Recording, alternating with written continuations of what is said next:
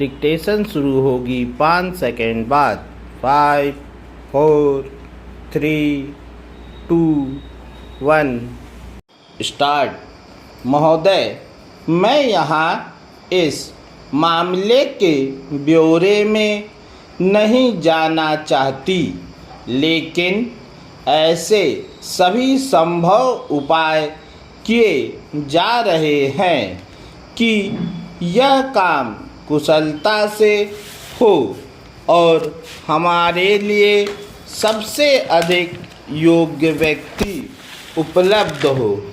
स्वाभाविक है कि जब कोई नया काम प्रारंभ किया जाता है तो कठिनाइयाँ हो सकती हैं, विशेषतः ऐसे कार्य में जिसका राजनैतिक दल और अन्य निहित स्वार्थ वाले लोग डटकर विरोध कर रहे हों और जिसे वे विफल बना देना चाहते हों। इन सब बातों का कुछ प्रभाव तो हो सकता है, लेकिन इस कारण से यह उपाय न करने से कोई सहायता नहीं मिलेगी।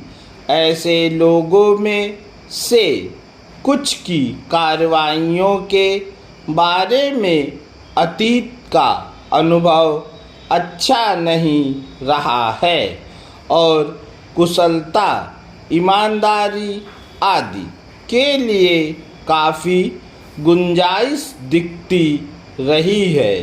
हमारे सभी संसद सदस्यों और अन्य लोगों को यह बताना चाहिए कि कठिनाइयों का स्वरूप क्या हो सकता है, अकुशलता कैसे पैदा होती है और इन सब बातों को कैसे कम या दूर किया जा सकता है।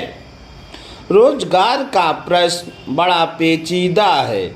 मैं यहाँ पूरी तरह से इस प्रश्न को नहीं उठाना चाहूँगी, लेकिन प्रायः यह अनुभव किया जाता है कि हमने जो विशेष कार्यक्रम बनाए हैं वे सफल नहीं हुए हैं। लेकिन यह सोचना सही नहीं है। जब कोई कार्यक्रम शुरू किया जाता है तो उसे गति पकड़ने में कुछ समय लग ही जाता है। उसका परिणाम कुछ समय बाद ही दिखाई दे सकता है।